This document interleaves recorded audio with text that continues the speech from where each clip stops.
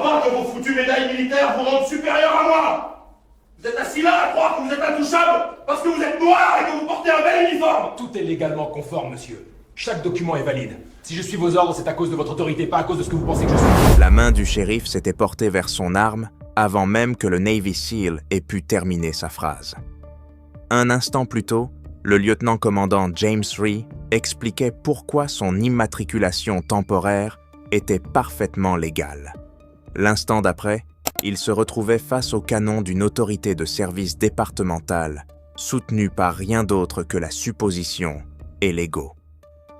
Ce qui allait se produire au cours des 11 minutes suivantes coûterait au comté de Brazos plus que son budget annuel entier et mettrait fin dans le déshonneur à une carrière de 23 ans dans les forces de l'ordre. Cela n'aurait jamais dû arriver, surtout pas à quelqu'un comme James. Pas un mardi après-midi quelconque sur la State Highway 21. James revenait d'une visite chez sa mère à Houston. Elle venait d'avoir 70 ans et il avait passé le week-end à l'aider à réorganiser le garage, à réparer un robinet qui fuyait et à écouter des histoires sur son défunt père. De simples devoirs de fils. Il était fatigué, mais serein, impatient de rentrer à la base de San Diego. Son pick-up était neuf, acheté à peine 2 semaines plus tôt dans une concession en Virginie, près de son précédent poste d'affectation. Les plaques temporaires étaient parfaitement visibles sur la vitre arrière, valables encore 45 jours. Le shérif Clayton Briggs y voyait tout autre chose. Briggs travaillait dans le département depuis l'âge de 21 ans. Il était monté de simple adjoint au poste de shérif grâce à ce qu'il appelait un travail de police à l'ancienne. D'autres appelleraient cela autrement. Son dossier révélait un schéma d'interpellation concentré dans certains quartiers, visant certaines catégories démographiques précises. 17 plaintes officielles sur 2 décennies, toutes classées ou jugées non fondées. Le système l'avait protégé à la perfection jusqu'au moment où il décida d'arrêter la mauvaise personne, le mauvais jour, avec une dashcam enregistrant chaque seconde. Le contrôle initial sembla assez banal. Briggs activa ses gyrophares et James se rangea immédiatement sur le bas-côté, les mains visibles sur le volant avant même que le shérif n'approche. C'était une conformité parfaite. James avait déjà vécu cela auparavant, plus de fois qu'il n'aurait voulu en compter. Il connaissait le scénario par cœur, mais Briggs, lui, ne suivait aucun scénario. Le shérif s'approcha de la vitre conducteur avec la main déjà posée sur son holster. Pas flottant près de lui, vraiment posé dessus, les doigts tapotant le cuir. James le remarqua immédiatement. Son entraînement prit le relais. Cette même vigilance accrue qui l'avait maintenu en vie pendant 3 déploiements de combat en territoire hostile. Ce n'était pas une procédure standard. C'était un homme manifestement en quête d'affrontement. Permis et immatriculation. Les mots sortirent à plat. Aucune courtoisie, aucune explication sur la raison du contrôle. James tendit sa carte militaire avec son permis de conduire. Il expliqua l'immatriculation temporaire, montra les documents parfaitement visibles dans la vitre arrière. Il gardait une voix calme, professionnelle, exactement comme la Navy l'avait formé à gérer les situations tendues. Bien désamorcer, ne pas faire monter la tension, fournir les informations, rester respectueux, suivre le protocole. Briggs jeta à peine un regard à la carte militaire avant de la lui rendre. Il se concentra entièrement sur les papiers d'immatriculation temporaire, les examinant comme s'ils étaient écrits en code. James observa l'expression du shérif passer de la méfiance à autre chose. Pas de la confusion, de la détermination. Le regard de quelqu'un qui avait déjà décidé comment cela finirait et qui cherchait seulement la justification.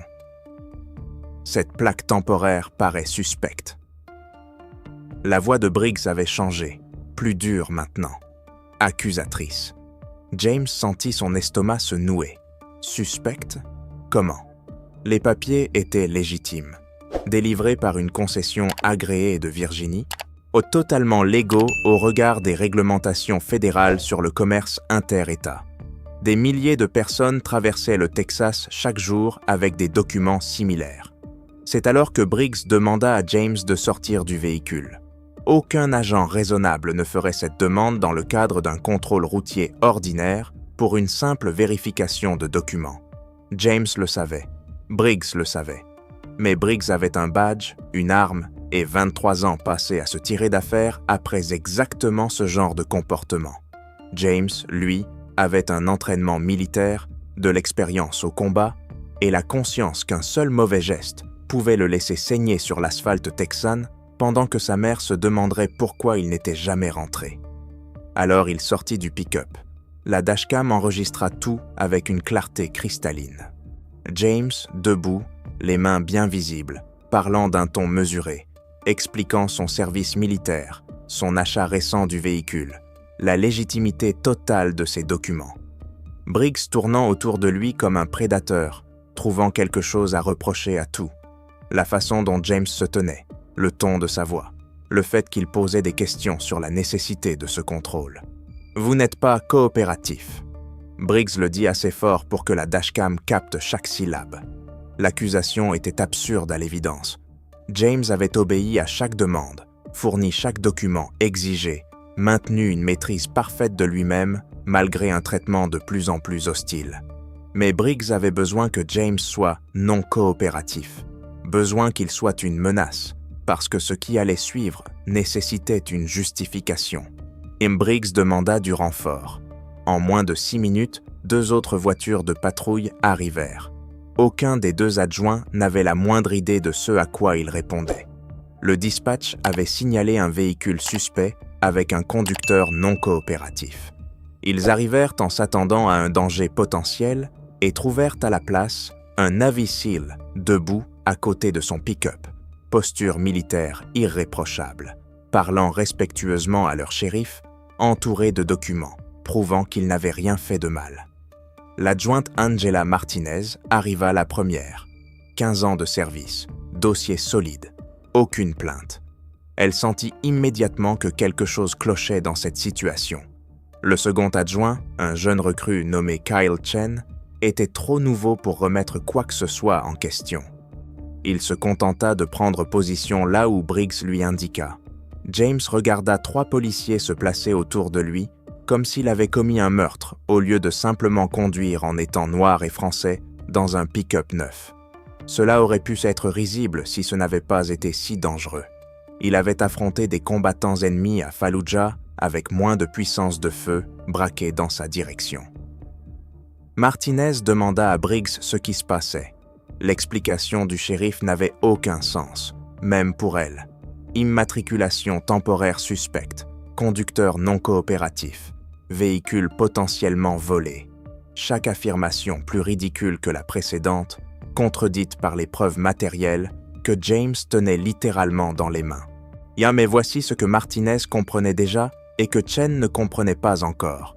Contredire son shérif sur place, devant un civil, ce n'était pas ainsi qu'on gardait son emploi dans le comté de Brazos. On pouvait avoir des questions, on pouvait savoir que quelque chose n'allait pas. Mais on ravale ça, on suit les ordres, et peut-être qu'on en parle plus tard par les voies appropriées. C'est comme ça que fonctionne le système. C'est comme ça que les mauvais policiers restent en poste pendant des décennies. Elle prit position et ne dit rien. Briggs exigea que James se soumette à une fouille du véhicule. James demanda sur quelle base, puisqu'il n'avait commis aucun crime et que le contrôle lui-même manquait de soupçons raisonnables. Cette question parfaitement légale et raisonnable, fut apparemment la goutte de trop. Tournez-vous et mettez vos mains derrière le dos. La voix de Briggs s'était glacée. La dashcam captura l'expression de James à cet instant. Pas de la peur, pas de la colère, quelque chose de pire, de la résignation. Le regard d'un homme qui avait servi son pays avec distinction, gagné des décorations pour bravoure, sauvé des vies sous le feu ennemi, et qui se retrouvait maintenant menotté sur une route texane pour avoir posé une question. Les menottes métalliques se refermèrent sur ses poignets. Des menottes de police standard, le même genre que celles utilisées pour de vrais criminels. Elles étaient bien trop serrées. James ne se plaignit pas. Il avait connu pire pendant son entraînement ciré. Martinez regarda cela se produire et sentit son estomac se retourner. Elle avait déjà vu des contrôles douteux. Et elle avait déjà vu Briggs repousser les limites, mais c'était différent. C'était une violation flagrante en train de se produire juste devant elle, enregistrée pour la postérité, et elle en faisait maintenant partie, qu'elle le veuille ou non. Chen, jeune et empressé, croyait sincèrement qu'il venait d'arrêter quelqu'un de dangereux. C'est ce que Briggs leur avait dit. C'est ce que suggéraient les 23 années d'expérience du shérif. Pourquoi mentirait-il? James resta là, menotté, respirant régulièrement, gardant son calme par pure force de volonté. Son esprit travaillait déjà à ce qui allait suivre. Le rapport d'arrestation que Briggs rédigerait, les accusations qui seraient fabriquées, le système qui, dans un premier temps, croirait un shérif plutôt qu'un homme noir français, même en uniforme. Mais James avait quelque chose que la plupart des victimes d'arrestations abusives n'ont pas. Des ressources, des connaissances, des relations, et surtout une preuve vidéo irréfutable de chaque seconde. Ce que le shérif Clayton Briggs ne comprenait pas, en escortant James vers sa voiture de patrouille, ce qu'il ne comprendrait que lorsque les avocats commenceraient à déposer des dossiers, c'est qu'il venait de commettre l'erreur la plus coûteuse de sa vie. La banquette arrière de la voiture de patrouille était conçue pour des criminels. Un plastique dur moulé pour être juste assez inconfortable. Aucune poignée à l'intérieur des portes. Une grille métallique séparant l'avant de l'arrière. James resta parfaitement immobile, les mains menottées derrière le dos, regardant défiler le paysage texan par la fenêtre. Briggs était à la radio. Or James entendait des bribes à travers la grille. Sujet placé en détention résiste aux ordres légaux. Enquête en cours sur véhicule potentiellement volé. Chaque mot était un mensonge supplémentaire diffusé dans le dossier officiel. Chaque phrase, une brique de plus dans un mur de faux récits qu'il faudrait démonter pièce par pièce. Ils arrivèrent d'entre 21 minutes plus tard au centre de détention du comté. Le bâtiment, bas et gris, écrasait l'horizon sous le soleil de l'après-midi. Briggs se gara dans la zone sécurisée où les suspects étaient traités à l'abri du regard du public. Il ouvrit la porte arrière et tira James dehors par le bras. La prise était inutilement rude. Une démonstration de force théâtrale pour les caméras montées au-dessus de l'entrée. À l'intérieur, et la zone d'enregistrement sentait le nettoyant industriel et le café rassis. Un adjoint nommé Rodriguez était assis derrière une vitre pare-balles, occupé à traiter les papiers d'une arrestation précédente. Il leva les yeux lorsque Briggs entra avec James et son expression vacilla. Juste une seconde. De la surprise, peut-être de la confusion. Mais il se ressaisit et retrouva un visage neutre. Briggs commença à réciter les chefs d'accusation, résistance à l'arrestation, refus d'obtempérer à des ordres légaux, obstruction à une enquête. Rodriguez les tapa dans le système, les doigts courant sur le clavier avec un rythme professionnel. James ne dit rien. Il avait déjà demandé un avocat. Tout ce qu'il dirait maintenant serait utilisé contre lui. La procédure d'enregistrement dura 40 minutes. Empreinte digitale, photographie, à l'inventaire des effets personnels. Le portefeuille de James contenant sa carte militaire, son permis de conduire, 3 cartes de crédit et 87 $ en liquide. Son téléphone, ses clés, sa montre, une Tag Heuer que son unité avait contribué à lui offrir lorsqu'il était devenu capitaine. Tout fut catalogué et scellé dans une enveloppe Kraft. Rodriguez leva la carte militaire. En service actif. Briggs la lui arracha des mains. Peu importe, traitez-le. Mais Rodriguez l'avait déjà vu. La carte était valide. Le grade était légitime. Ce n'était pas un gamin sorti récemment de l'instruction. C'était un capitaine de l'armée américaine assis menotté parce qu'il avait posé des questions pendant un contrôle routier. Rodriguez ne dit rien d'autre. Mais James le vit regarder l'horloge murale et noter quelque chose sur une feuille séparée. L'horodatage. Quelque chose lui semblait anormal et il créait son propre dossier. James fut transféré dans une cellule de rétention. Mur en béton, banc métallique, toilette dans un coin sans aucune intimité. Une autre personne occupait déjà l'espace, un homme d'âge moyen qui dormait les effets de la substance qui l'avait conduit là. La porte de la cellule se referma avec ce bruit si particulier de l'acier contre l'acier, ce bruit de finalité absolue. C'était là que la plupart des gens paniquent, quand la réalité de l'arrestation, de l'enfermement, de l'absence totale de contrôle s'abat sur eux. James avait été formé pour cela. Pas précisément pour une arrestation abusive par un shérif corrompu d'une petite ville, mais pour la captivité en général. Il savait gérer son esprit dans des espaces confinés. Il s'assit sur le banc métallique, ferma les yeux et commença à repasser chronologiquement tout ce qui s'était produit. Chaque mot, chaque geste, construisant l'architecture mentale dont il aurait besoin quand les avocats commenceraient à poser des questions. 3 heures passèrent. L'homme sur le banc d'en face se réveilla, marmonna quelque chose d'incompréhensible, puis se rendormit. James resta immobile, patient. La porte finit par s'ouvrir et un autre adjoint apparut, plus grand, plus âgé, avec du gris aux tempes. Sa plaque indiquait Foster. « Vous avez un appel ». James se leva et le suivit dans un couloir, jusqu'à une pièce avec un téléphone fixé au mur. Foster lui retira les menottes. « Appel privé. Prenez votre temps. »« Iko !» La porte se referma. James décrocha et composa le numéro de son avocat. Un homme nommé Vincent Shore, qui gérait les affaires juridiques de plusieurs officiers à Fort Hood. Le téléphone sonna 2 fois avant que Shore ne réponde. « James, j'ai reçu un appel très intéressant du comté de Brazos il y a environ 30 minutes. Dites-moi ce qui s'est passé. » James exposa les faits. Factuellement, chronologiquement, sans émotion, juste la séquence des événements depuis le moment où il avait vu les gyrophares dans son rétroviseur jusqu'à sa présence dans cette pièce.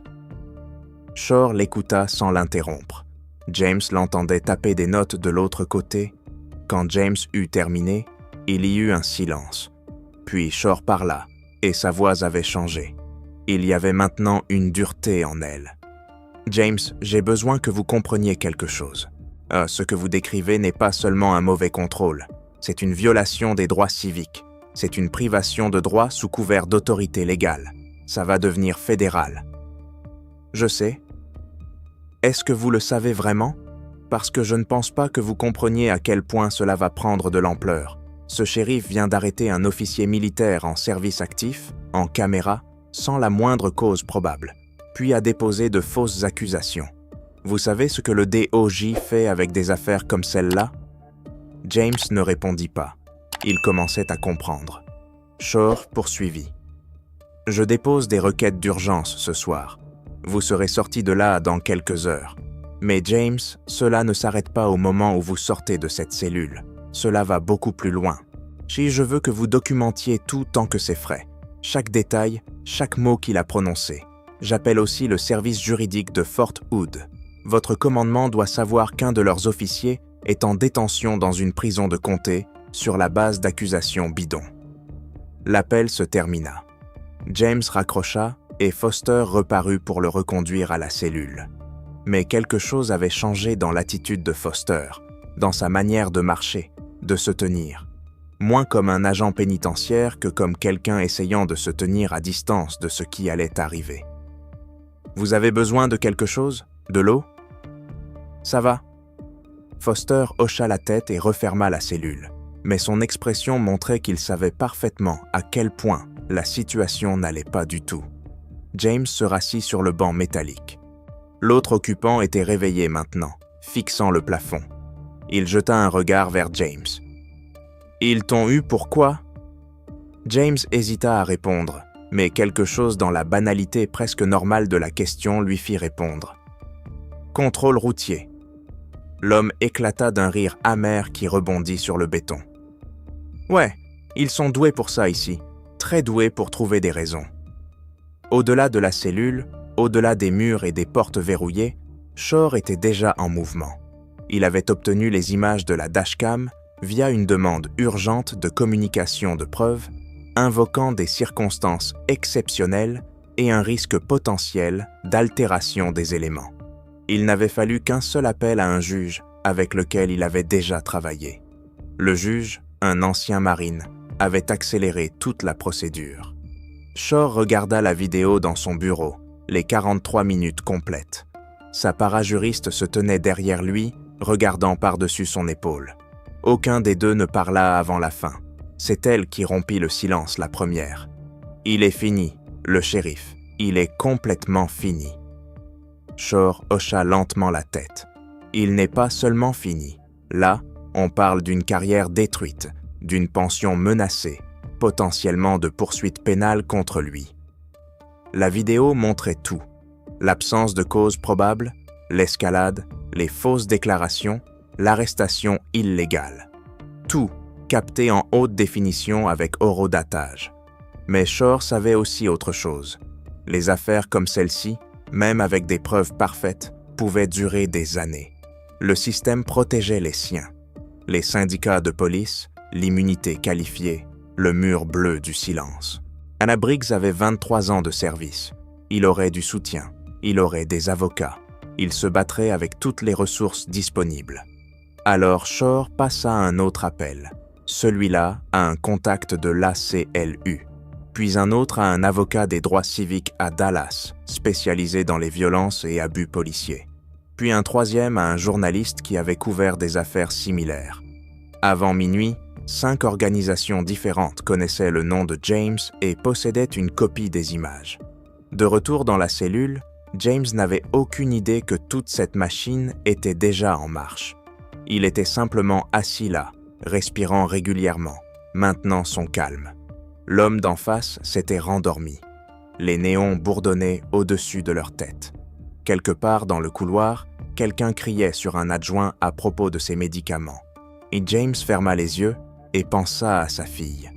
Elle avait 7 ans, trop jeune pour comprendre pourquoi papa n'était pas rentré ce soir-là. Sa femme la protégerait de cela, trouverait une explication à base de travail. Mais un jour, elle serait assez grande pour poser des questions, assez grande pour comprendre que son père, qui avait servi son pays, porté l'uniforme, fait tout ce qu'il fallait, avait quand même fini menotté sur une route texane. Cette pensée, plus que tout ce qui s'était passé ce jour-là, mit James en colère. Pas cette colère paniquée, réactive, qui fait blesser les gens. Une colère froide, concentrée, celle qui vous porte pendant de longues campagnes, celle qui ne s'éteint pas. Il rouvrit les yeux et fixa le mur de béton. Briggs avait commis une erreur aujourd'hui. Une erreur catastrophique, destructrice de carrière, insusceptible de changer une vie à jamais. Et James allait s'assurer absolument que tout le monde comprenne exactement combien cette erreur avait coûté. Le matin arriva avec le bruit des portes métalliques et des pas traînants. James n'avait pas dormi. Chaque fois qu'il fermait les yeux, il revoyait le visage de Briggs, ce sourire narquois, cette certitude absolue qu'il pouvait faire tout ce qu'il voulait sans conséquence. Un adjoint que James n'avait encore jamais vu ouvrit la cellule. Les plateaux du petit déjeuner furent distribués sur des plateaux en plastique. Œufs en poudre, viande grise qui ressemblait peut-être à de la saucisse, pain grillé qui se pliait comme du caoutchouc. James mangea mécaniquement, se forçant à avaler les calories. Il avait appris dans l'armée qu'on mange quand de la nourriture est disponible. On ne sait jamais quand viendra le prochain repas. 2 heures plus tard, un autre adjoint arriva. Celui-ci était plus âgé, probablement proche de la retraite. Sa plaque indiquait Sullivan. Il annonça à James qu'il était transféré au tribunal du comté pour comparution. Le processus fut lent et méthodique. Encore des papiers, encore de l'attente. James fut menotté de nouveau, le métal mordant ses poignets exactement aux mêmes endroits que la veille. Les ecchymoses se formaient déjà, anneaux violets foncés autour de chaque poignet. Sullivan les remarqua, mais ne dit rien. Le fourgon de transfert était étroit et étouffant. 3 autres personnes étaient déjà à l'intérieur, séparées par un grillage métallique. Personne ne parlait. Le trajet dura 40 minutes à travers la campagne texane plate. Les zones commerciales laissèrent place à des champs, puis à nouveau à des secteurs urbanisés à mesure qu'ils approchaient du siège du comté. Le palais de justice était une immense structure de béton qui semblait avoir été construite dans les années 70 sans jamais être modernisée. Murs beige, fenêtres étroites, drapeau américain pendant mollement dans l'air immobile du matin. James fut enregistré une nouvelle fois. Bâtiment différent, routine identique. empreintes alors qu'ils les avaient déjà, photos alors qu'ils en avaient déjà pris une, encore des questions alors qu'il y avait déjà répondu la veille. Le système avançait avec une indifférence bureaucratique. Il fut placé dans une cellule de rétention avec une quinzaine d'autres personnes, toutes en attente de leur passage devant le juge. Certaines avaient l'air terrifiées, et d'autres semblaient blasées, comme si elles avaient connu cela assez souvent pour que plus rien n'ait d'extraordinaire. Shore arriva au tribunal 1 heure avant la comparution prévue de James. Il avait amené 2 collaborateurs et assez de documents pour remplir une mallette. La vidéo de la dashcam était chargée sur une tablette, prête à être montrée. Il avait aussi apporté autre chose, une lettre du commandant de James, rédigée dans la nuit et accélérée par les canaux militaires. Elle détaillait le dossier de service de James, ses déploiements, ses décorations, son caractère. Shore savait que cela n'aurait pas d'effet sur les arguments juridiques purs, mais que cela compterait sur le plan de l'image. Et dans une affaire comme celle-ci, l'image comptait presque autant que le droit. La comparution était prévue à 10h30, à 10h15, et la salle d'audience était pleine. Le mot s'était répandu d'une manière ou d'une autre. Peut-être par les appels de Shore la veille, peut-être via les réseaux sociaux, peut-être simplement à travers le réseau des gens qui surveillent ce genre d'affaires. Les bancs du public étaient remplis d'observateurs. Certains prenaient des notes, d'autres se contentaient de regarder. James reconnaissait le profil. Militants, journalistes, gens qui se déplacent quand le système a besoin de témoins. La juge Catherine Reeves entra précisément à 10h30. Elle avait la fin de la cinquantaine, avait été nommée et non élue, et avait la réputation de tenir une salle d'audience efficace. Elle regarda le rôle, puis le procureur, puis Shore. Son expression indiquait qu'elle savait déjà que cela n'allait pas être une audience ordinaire. Le procureur prit la parole le premier. Il s'appelait Glenn Porter, assistant du procureur du district, chargé des comparutions depuis 6 ans. Il commença à exposer les charges retenues contre James. Tentative de fuite, résistance à agent, refus d'obéir à des ordres légaux. Sa voix était stable, professionnelle, lisant des notes préparées comme il l'avait fait 1000 fois. Shore se leva lorsque vint son tour. Il n'utilisa aucune note. Il s'adressa directement à la juge Reeves d'une voix calme, mais chargée du poids d'une certitude absolue. Il exposa la chronologie du contrôle de la veille, l'absence de cause probable, les exigences croissantes, les menaces. Il mentionna les images de la dashcam et proposa de les diffuser immédiatement en audience publique. La juge Reeves leva la main. Elle dit qu'elle examinerait la vidéo en chambre avant de prendre une décision. Elle demanda à Porter si l'État avait vu les images. Porter hésita. Cette hésitation dit à toute la salle ce qu'elle avait besoin de savoir. Il ne les avait pas vues. Le département du shérif ne les avait pas remises au bureau du procureur.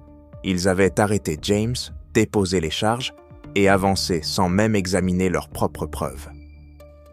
L'expression de la juge Reeves changea. Pas de façon spectaculaire, simplement un léger resserrement autour des yeux. Elle ordonna une suspension d'audience et demanda aux 2 avocats de venir immédiatement dans son cabinet. James fut reconduit dans la cellule de rétention. Il s'assit sur le banc de béton et attendit. Autour de lui, d'autres prévenus chuchotaient entre eux, spéculant sur ce qui se passait. Un homme d'une 20aine d'années lui demanda ce qu'il avait fait. James ne répondit pas. 30 minutes passèrent, puis 45. James compta les carreaux du sol, 87 visibles depuis l'endroit où il était assis. Il les compta 3 fois pour être sûr. Quand les adjoints vinrent enfin le chercher, leur attitude avait changé. Pas amicale, mais différente, plus prudente. Ils le ramenèrent dans la salle d'audience où la juge Reeves était déjà de retour sur le siège. Shore était à la table de la défense, expression neutre, mais posture détendue. Porter, à la table du ministère public, avait l'air d'un homme à qui on venait d'annoncer que sa maison brûlait. La juge Reeves s'adressa directement à James. Elle l'informa que toutes les charges étaient abandonnées sans préjudice. Et elle expliqua que le tribunal avait examiné les éléments et conclut qu'il n'existait aucune base suffisante pour poursuivre. Puis elle ajouta autre chose. Elle transmettait l'affaire au bureau du procureur général de l'État pour examen d'éventuelles violations des droits civiques. Les mots restèrent suspendus là. James sentit la main de Shore sur son épaule, une brève pression rassurante. La juge poursuivit. Elle déclara au dossier que le tribunal nourrissait de graves préoccupations quant à la conduite de l'agent ayant procédé à l'arrestation. Elle nota que les images de la dashcam soulevaient des questions sur la formation, la supervision et les politiques du département. Elle dit que ces préoccupations dépassaient ce seul incident et justifiaient une enquête complète. Chaque mot était saisi par la sténographe judiciaire. Et chaque mot deviendrait partie du dossier permanent. Chaque mot était un clou de plus dans le cercueil professionnel de Briggs. Porter essaya de sauver quelque chose. Il se leva et demanda que l'abandon soit prononcé avec préjudice, ce qui aurait empêché tout nouveau dépôt de charge. La juge Reeves rejeta cette demande. Elle expliqua que l'État devait déterminer si les éléments justifiaient d'autres charges contre d'autres personnes. L'implication était limpide. Peut-être que James ne devait pas être poursuivi. Peut-être que quelqu'un d'autre le devait. La salle se remplit de chuchotements. La juge Reeves rappela l'ordre, puis leva l'audience. James sortit du palais de justice 20 minutes plus tard, homme libre pour la première fois depuis 18 heures. La lumière du soleil lui parut agressive après la pénombre fluorescente des cellules et des salles d'audience. Shore se tenait à côté de lui sur les marches du tribunal, répondant aux questions des journalistes rassemblés dehors. James ne dit rien. Il resta simplement là, clignant des yeux dans l'éclat du soleil texan, essayant d'assimiler que cette partie-là était terminée. Mais il savait que ce n'était pas vraiment terminé. Ce n'était que le début. Shore ramena James jusqu'au dépôt où son pick-up avait été emmené. Les frais étaient astronomiques. 217 $ pour l'enlèvement, 90 $ par jour de garde, frais administratifs, frais de traitement, frais sur les frais. James paya avec une carte de crédit. Chaque passage de carte ressemblait à une injustice supplémentaire. Son pick-up démarra au premier tour de clé. Il resta assis au volant, les mains sur le volant, regardant à travers le pare-brise sans vraiment rien voir. Shore frappa à la vitre. James la baissa. « Nous déposons la plainte demain. Tribunal fédéral. Violation des droits civiques, arrestation illégale, séquestration abusive, détresse émotionnelle. Nous déposons aussi une plainte formelle auprès de l'organe de contrôle de la police de l'État et nous demandons une enquête du Department of Justice sur les pratiques du département. » La voix de Shore était factuelle, comme s'il parlait de la météo. « Ça va devenir sale. Ils vont se battre. Ils vont essayer de détruire votre crédibilité. Ils vont fouiller chaque aspect de votre vie pour trouver des munitions. Vous devez être prêt à cela. » James hocha lentement la tête. Il comprenait. Il avait vu comment les institutions se protègent, comment elles serrent les rangs et attaquent de quiconque menace leur autorité, comment elles transforment les victimes en coupables par des récits soigneusement construits et une sélection opportuniste des preuves. Mais il savait aussi quelque chose que Briggs et le département du shérif ne savaient pas. Il avait été entraîné à résister à la pression. Il avait opéré dans des environnements où l'erreur signifiait la mort. Il avait gardé son sang-froid dans des circonstances qui auraient brisé la plupart des gens. Une campagne de diffamation menée par un département rural du Texas n'allait pas l'ébranler. Shore sembla lire dans ses pensées. Il hocha une fois la tête, ce geste de respect entre personnes qui comprennent à quoi ressemble un vrai combat. Puis il regagna sa propre voiture, et James rentra chez lui lentement, respectant chaque règle de circulation avec une précision méticuleuse. Chaque stop fut un arrêt complet, chaque clignotant activé exactement au moment requis, chaque limitation de vitesse suivie à la lettre. Il sentait des regards sur lui pendant tout le trajet.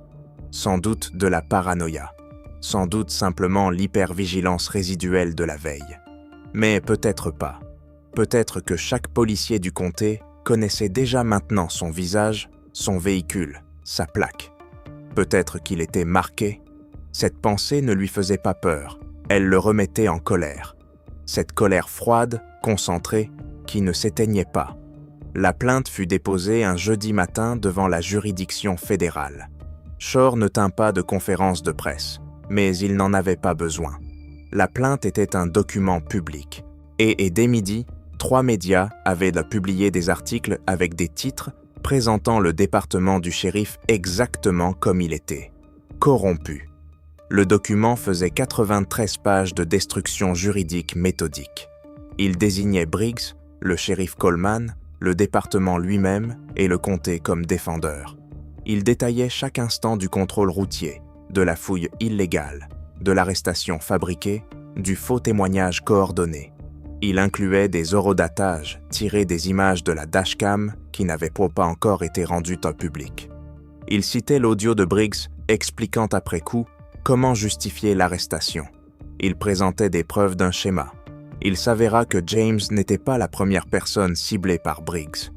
Les enquêteurs de Shore avaient retrouvé 7 autres affaires au cours des 4 dernières années dans lesquelles Briggs avait procédé à des arrestations ensuite abandonnées ou réduites à néant. Les 7 impliquaient des conducteurs noirs ou hispaniques.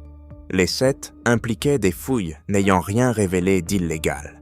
Les 7 s'étaient soldés par des heures ou des jours de détention, avant une libération sans charge ou avec des accusations qui disparaissaient mystérieusement. La plainte réclamait des dommages-intérêts compensatoires, des dommages-intérêts punitifs, le remboursement des frais d'avocat et un décret de consentement fédéral imposant au département une réforme de ses pratiques sous supervision judiciaire. Le montant affiché dans la demande était conséquent, 3,7 millions de dollars. Et l'assureur du comté reçut la plainte et contacta immédiatement ses avocats. Dès le vendredi après-midi, ses avocats étaient en réunion d'urgence pour évaluer leur exposition. Leur conclusion était sombre. Les images de la dashcam à elles seules rendaient le dossier presque impossible à défendre. L'audio de Briggs et de l'autre officier discutant de la manière de justifier l'arrestation était catastrophique.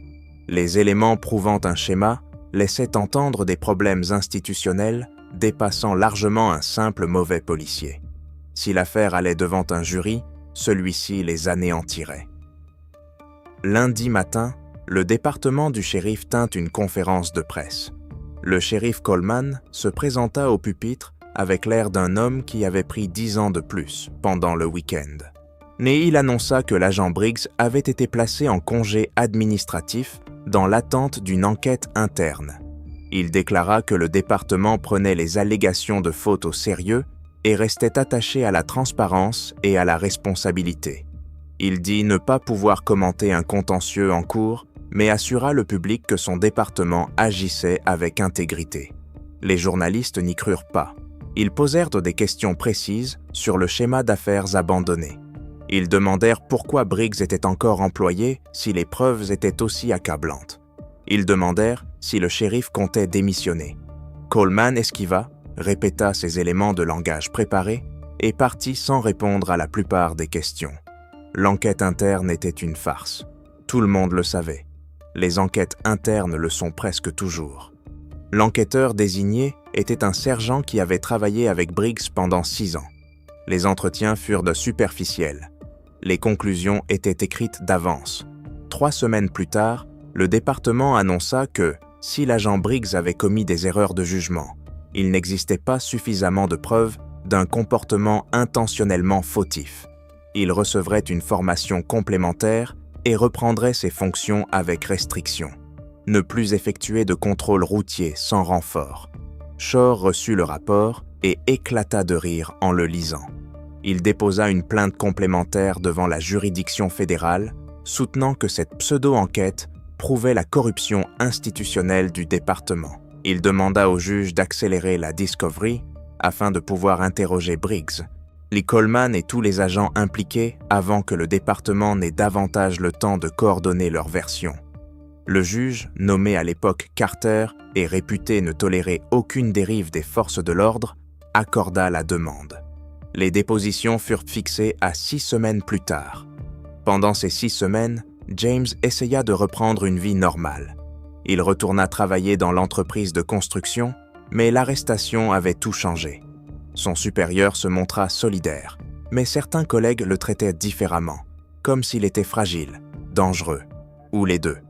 Un type lui demanda même s'il comptait aussi les poursuivre, eux. La paranoïa d'être pris pour cible par la police ne disparut jamais complètement. Chaque fois que James conduisait quelque part, il surveillait obsessivement ses rétroviseurs. Et chaque voiture de patrouille faisait bondir son rythme cardiaque. Il commença à prendre d'autres itinéraires pour éviter certaines routes. Il installa une seconde dashcam orientée vers l'arrière. Le coup psychologique était plus lourd qu'il ne l'avait imaginé. Il commençait à avoir du mal à dormir, et lorsqu'il dormait, il rêvait de menottes, de barreaux métalliques, de policiers riant pendant qu'il plaçait de fausses preuves, et il commença à chercher des thérapeutes spécialisés dans les traumatismes sans jamais les appeler vraiment. Reconnaître qu'il avait besoin d'aide lui donnait l'impression d'offrir à Briggs une victoire supplémentaire. Puis commencèrent les dépositions. Shore fit venir un collaborateur pour l'aider dans les interrogatoires. Ils passèrent 12 heures sur 3 jours à interroger Briggs, et l'agent s'effondra de manière spectaculaire. Sous serment, confronté à ses propres mots enregistrés et pris dans de multiples contradictions, Briggs ne parvint pas à maintenir son récit. Il prétendit ne pas se souvenir de certains détails. Il rejeta la faute sur sa formation. Il suggéra que James avait dû lui paraître suspecte pour des raisons qu'il ne pouvait pas articuler. Il nia tout biais racial, tout en décrivant sa manière d'aborder les contrôles routiers d'une façon qui révélait un biais évident. Shore fut implacable. Il fit parcourir à Briggs chaque seconde de l'interpellation, l'obligeant à justifier chaque décision. Pourquoi cette voiture? Pourquoi cette justification? Pourquoi fouiller sans consentement? Pourquoi arrêter pour un motif inexistant? Les réponses de l'agent devinrent de plus en plus incohérentes. Ou à un moment, Briggs déclara réellement s'être senti menacé par la tenue militaire de James. Un vétéran décoré assis calmement dans son pick-up était menaçant parce qu'il se tenait droit. L'absurdité de la scène fut consignée noir sur blanc dans la transcription de déposition pour la postérité. La déposition du shérif Coleman fut encore pire pour la défense.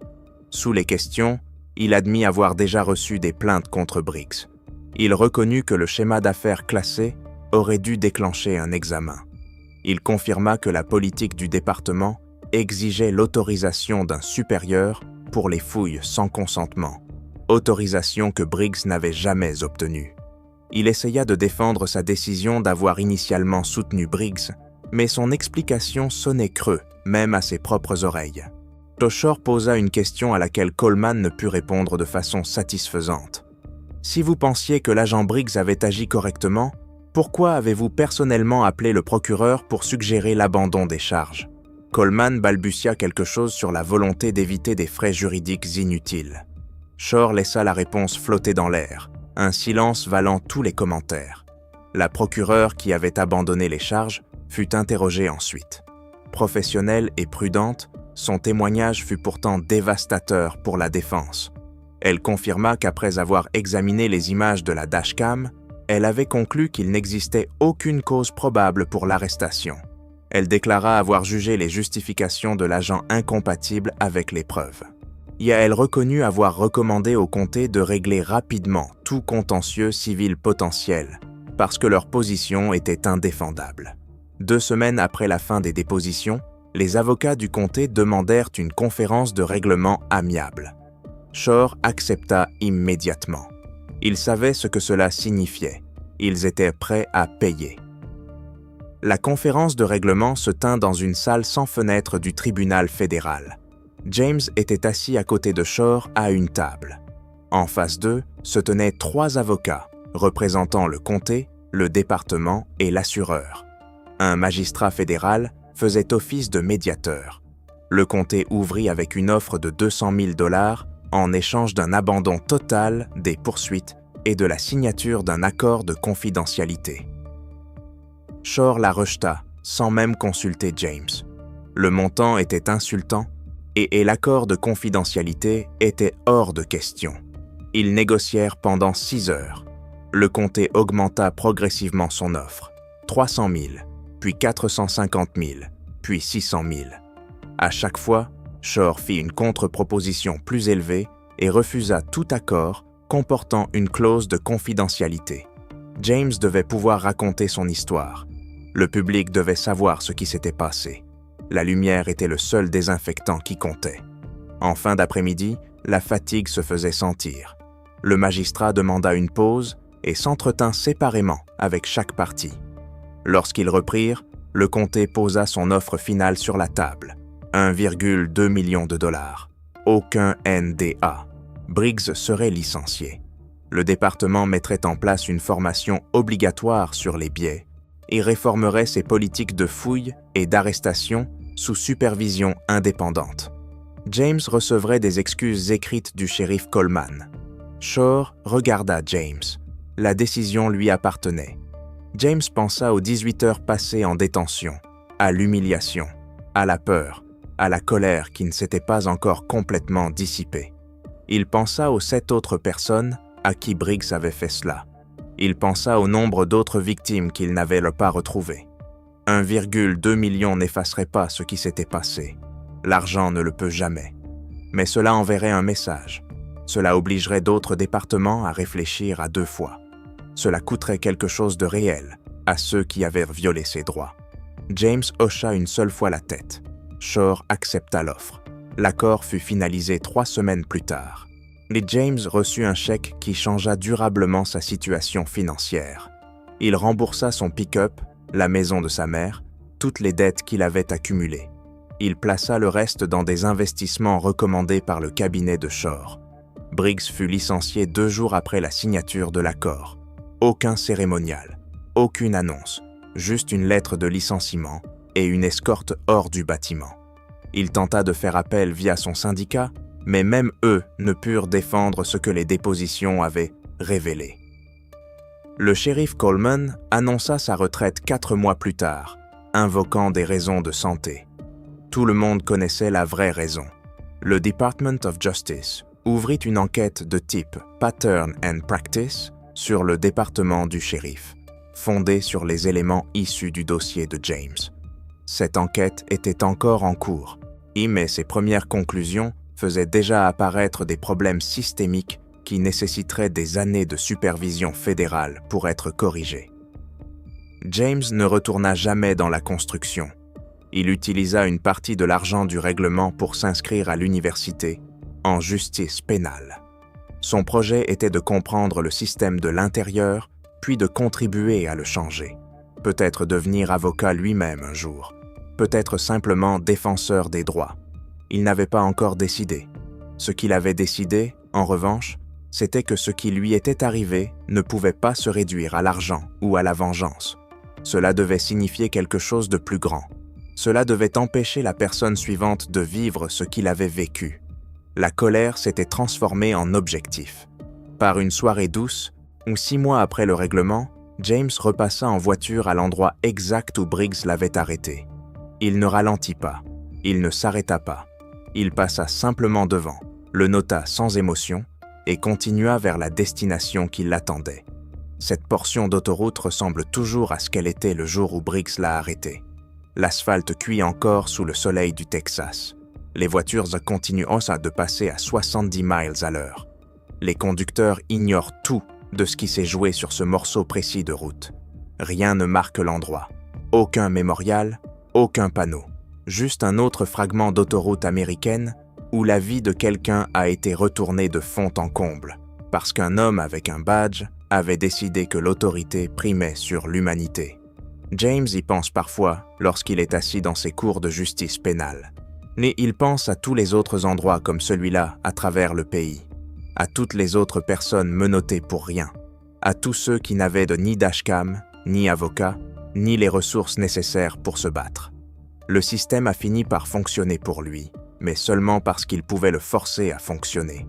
Cette idée pèse lourd. Aux dernières nouvelles, Briggs travaille maintenant dans la sécurité d'un centre commercial. Coleman joue au golf et touche sa pension.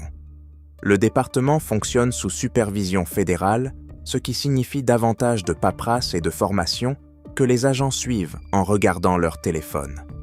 Le changement arrive lentement, quand il arrive. Mais ce règlement de 1,2 million a envoyé un message qui a dépassé largement le comté de Brazos. Il est apparu dans des supports de formation. Et il a été cité dans d'autres affaires de droit civique. Il est devenu l'exemple de ce qui arrive quand le système, cette fois, tient réellement les gens pour responsables de l'abus de leur pouvoir. Pas exactement la justice, plutôt un avertissement. Parfois, occasionnellement, le prix du racisme et de la corruption devient trop élevé pour être ignoré. James vérifie encore ses rétroviseurs de façon obsessionnelle lorsqu'il conduit. Il sent encore son pouls s'accélérer lorsqu'il voit une voiture de patrouille. Le règlement a payé une thérapie, ce qui aide, mais certaines choses ne guérissent jamais complètement. Elles deviennent simplement une partie de vous, des cicatrices que l'on emporte avec soi. Maintenant, regardez des images comme celle-ci, ça peut vraiment vous rester en tête, pas vrai? Certaines de ces séquences vous poursuivent, surtout tard le soir quand vous essayez de vous endormir. Et en parlant de sommeil, beaucoup d'entre vous m'ont dit se réveiller à 2 ou 3 heures du matin et rester là sans pouvoir endormir leur esprit, puis traîner toute la journée suivante. Je suis tombé sur un guide simple de 21 jours pour le sommeil qui a aidé des milliers de personnes à régler exactement ce problème. Pas de pilule, pas d'appli, pas de gadget, juste un plan étape par étape qui fonctionne vraiment. Il coûte seulement 15 $. J'ai mis le lien dans la description si vous voulez y jeter un œil. Bon, on se retrouve dans la prochaine vidéo.